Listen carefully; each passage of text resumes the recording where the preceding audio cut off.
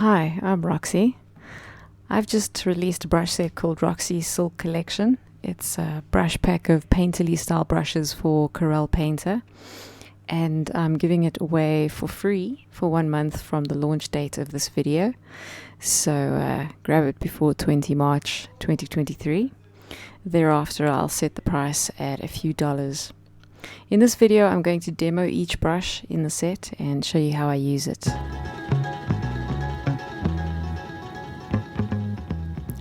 So this is a painting I call Elephantum. I painted it using this brush pack exclusively. I'm just going to extend the canvas so we've got a bit of room. There we go. Before I demo the brushes, I'll just quickly go through the installation. Feel free to skip ahead if you've already installed it. So you'll have a zip file that you'll need to unzip somewhere on your computer. In the zip file, you'll find 3 category brushes. So Roxy Silk Collection 23 is for the current version of Corel Painter, which is Corel Painter 2023. It's the one I'm using right now. 22 is for Corel Painter version 22, and the legacy version, I made that in Corel Painter 2019, so it should work in 2019 up until 2021, possibly earlier versions as well, but I haven't tested that, so I can't say for sure. So once you've figured out which is the correct file for your version of Painter, head on up here to Brushes, Import, Category, navigate to the correct file, import it, and you'll see it here at the bottom of your brush category list. So let's start with the first one, Roxy Silk. Let me put a slight color down in the background. I always prefer not working straight on white. So this brush, it's got a streaky looking dab, which creates this traditional painterly look, and yet somehow it still feels really smooth. Silky smooth, hence the name. I like it for blocking in stuff. In fact, this is a painting that I've been working on and off for a couple of months in my spare time. As you can see, it's still not finished, but the majority of this painting, in fact, I think maybe all but a very small piece of it was all done using mostly this brush to start with, and then a couple of other brushes in the set. So it came together really quickly, and blocking in the landscape for this was just super pleasurable, really came together fast. And this painting as well, the base of it was created with this Roxy Silk brush and a couple of other brushes in the set.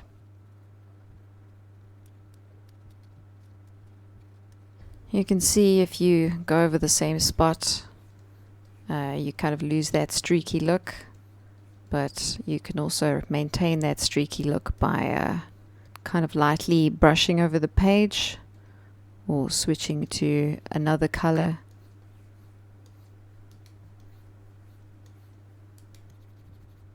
Now I should mention that all of these brushes are calibrated to the way I paint, which is, I've got quite a light touch. But if you're finding that the paint is just being applied at full opacity too quickly, if that's the case, you can adjust each brush in the brush calibration panel according to what feels comfortable to you. Generally speaking, if you drop the pressure power, that's more for people who have a very light touch.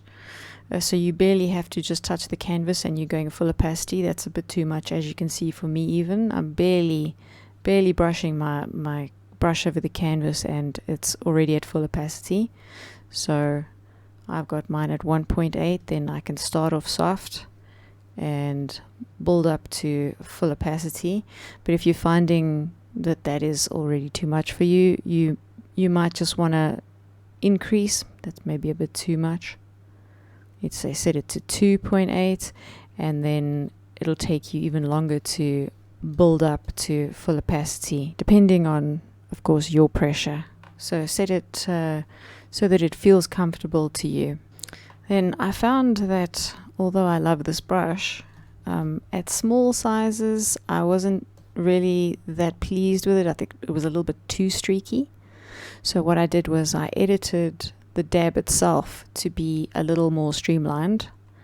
And this is this brush. So when I want to get in there and do finer work, this is the brush that I use. It's got a similar feel. It does have a slight streak. You'll see it's got a little bit of a streak, but it's not quite so streaky as the other dab. So when you see TPR at the end of the brush name, that's because it's the alternate dab, which is a thinner dab, and it's also got a bit of a taper. TPR stands for taper. So press softly, you've got a thin point, press a bit harder, and then it thickens out. So nice for getting in there and doing a little bit more detailed work. So whereas this you'd use for blocking in, this is for detailing. Then I've got Roxy Silk TX. TX stands for texture. It's the same as the first brush, except it also has a little bit of a grain to it. You can see at the moment I'm using the standard artist canvas, which comes with the fluid papers in Corel Painter version 2023. I quite like this paper. If you're on an earlier version of Painter and you happen to have downloaded my paper library, which I previously gave away for free on Gumroad, these two, fabric and linen, are similar. So you can get a similar kind of look with those. Those are also included in my texture series Brushpack. I'll put a link in the description. But obviously you don't have to use that paper. That's just my personal preference. It's got a real traditional canvas kind of look to it. So if you press softly, it's like you're kind of dry brushing over the canvas. You can see that canvas texture coming through. But as you go over the same spot, it starts to fill in with paint, or if you press harder as well, it'll become more opaque. So you can get the texture coming through on the edges if you want, and parts of it can still be opaque. Then I've got the same tapered version, also as a textured brush. Just quickly zoom in there so you can see nicely. Then I have eraser versions of the two dabs, which I think is necessary. It helps you maintain the same kind of look, those streaky edges. It's a pity that you can't apply a paper texture to an eraser like you can in Procreate. That would be awesome. I hope that it's something that Corel Painter considers adding in the future. But for now, this is as close as we're going to get to matching the paintbrush look. Next we've got this Roxy Silk Blendy and also Roxy Silk Blendy Taper. So these are hybrid paint and blenders. The way this works is the brush starts out with paint, but after a while it runs out of paint, and then all that's happening is it's blending. If you want to apply more paint, you've got to lift up your stylus and then press again. Of course, I should mention, if you're on a new layer and you're using this, it's not going to blend into anything because there's transparent pixels around. The reason why it's blending on this layer is because it's picking up the white or the just off white of the canvas. But let's say you're on a new layer and you've got another color, then it starts to blend because it has more than one color to actually start blending together. Okay, next up we have got a textured version of the blended brush. So this one adds texture and it's blendy.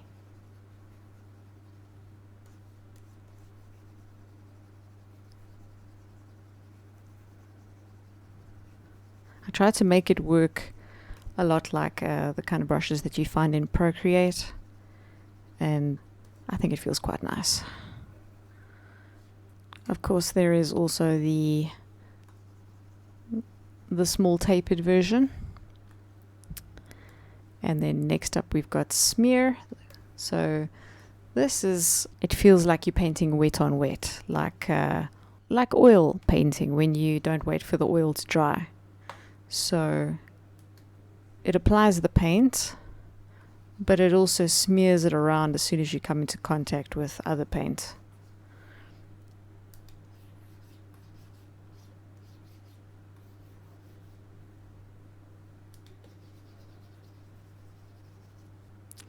Here's a tapered version as well. Then Roxy Thick is, well, it's an impasto brush, and this feels like you're painting with wet acrylic. And you see it's starting to get just a little bit of a raised look to it there. Nothing hectic, but definite embossing kind of feel there.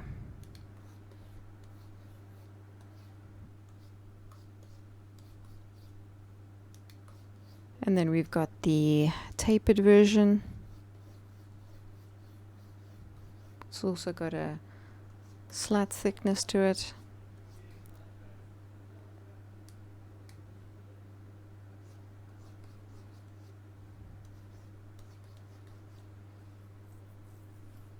And we've got a textured version. So that also adds a little bit of thickness, but at the same time it uses whatever paper texture you've got and applies a bit of that as well. So it kind of adds a little bit of a shimmer as well as thickness.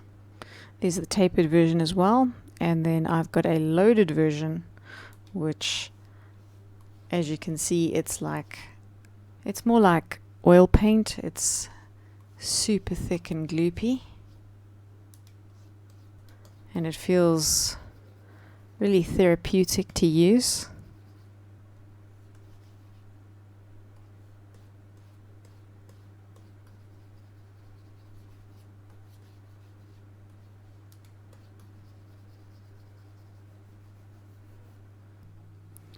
If I don't restrain myself, I'll wake up half an hour later from a painting trance with nothing to show for it except beautiful abstraction. Then the loaded taper version, it's just as fun. Now, if you've never used an impasto brush before, there's something you should know. Let's say I make a bunch of blobs, but then you want to go and grab a normal brush, which isn't an impasto brush, and you want to paint over it. Now you see it doesn't actually cancel out the impasto effect. It's picking up the impasto. Even if you create a new layer and you paint on top of it, it's still picking up the impasto effect from the layer below. This is something that I hope Corel Painter will address in a future version.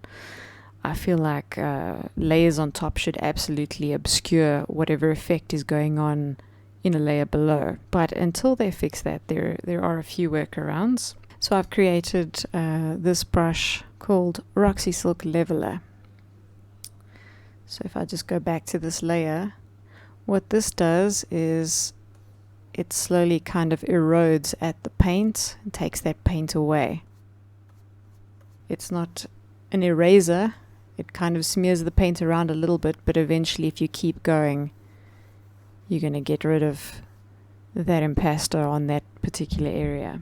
So, if you make a mistake and you've gone a little bit too hectic in some area, you can use this brush to carve away at the impasto. If you don't like the impasto at all, you can always come over here to canvas or layer, whatever the case may be, and you click clear impasto.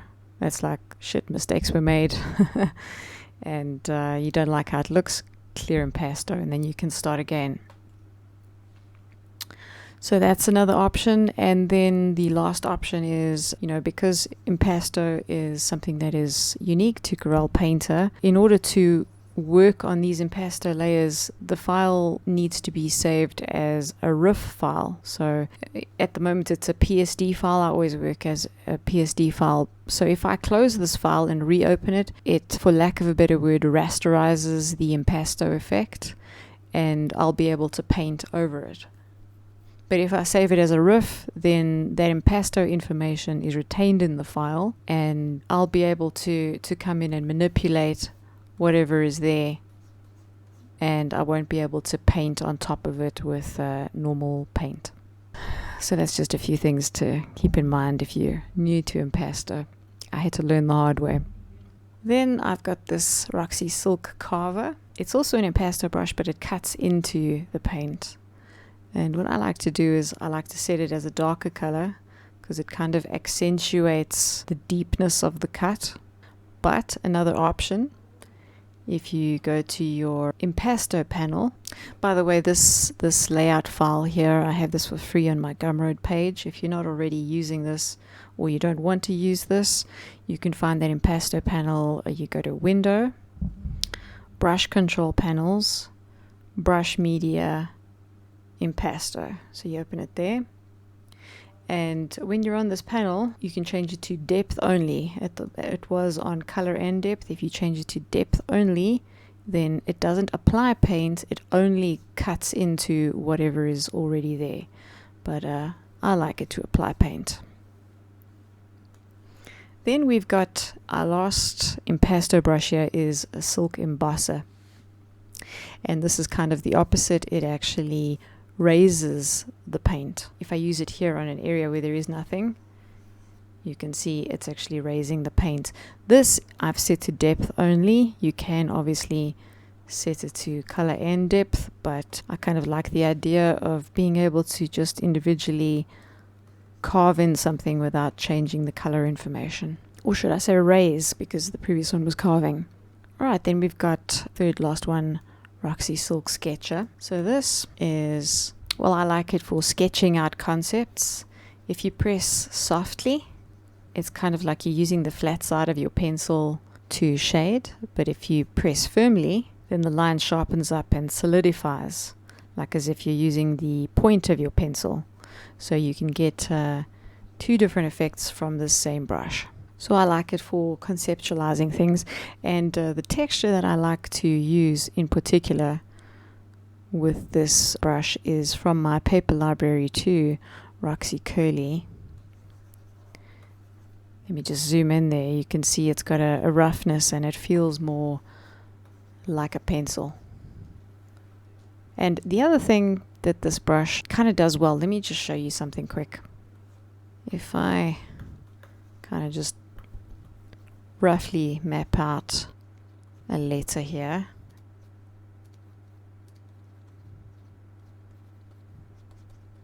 and then I use the sketcher brush, just set this to black, to outline this, it kind of gives like a graffiti feeling. And I think it's because of that flare on the end. It's reminiscent of that look that you get when you're lifting up a spray can away from the wall, then it kind of bleeds a little bit. So, I mean, this is a horrific example.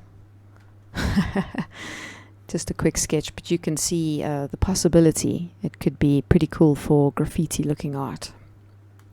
So that's an alternative use for the sketcher brush. I like to use it for just conceptualizing stuff in the sketch phase.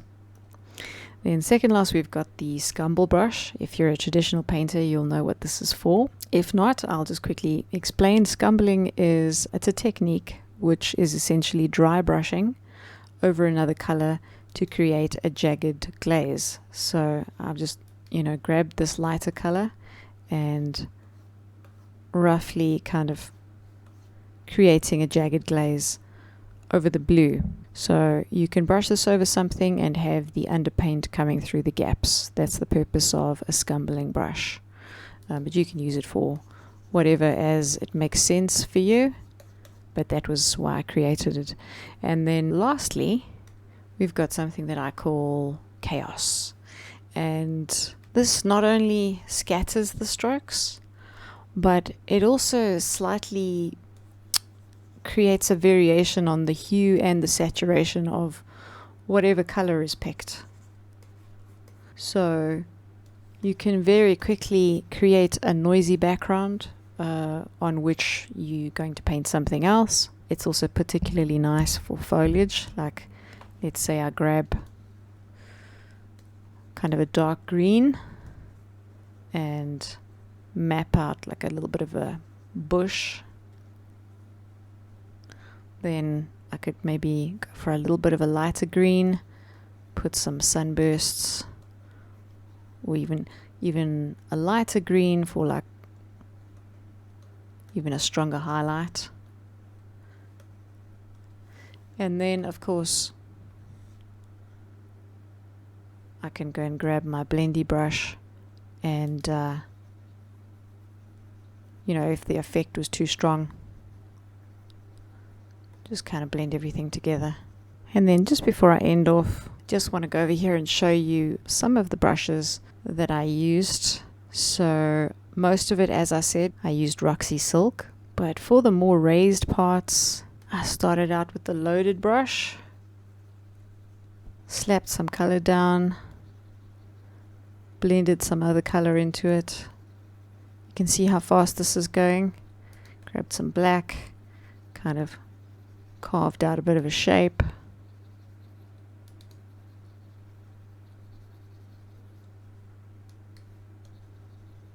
You can just keep blending colors in.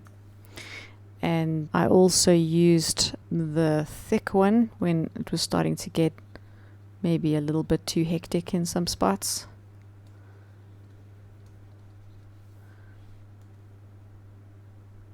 I think I used the thick texture brush as well.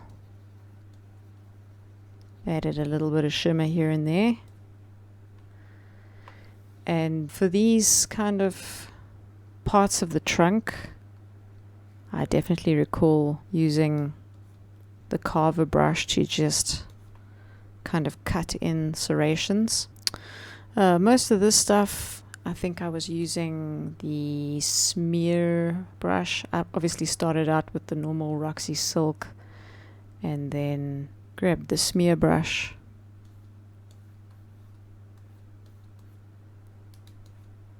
and kind of just worked into it.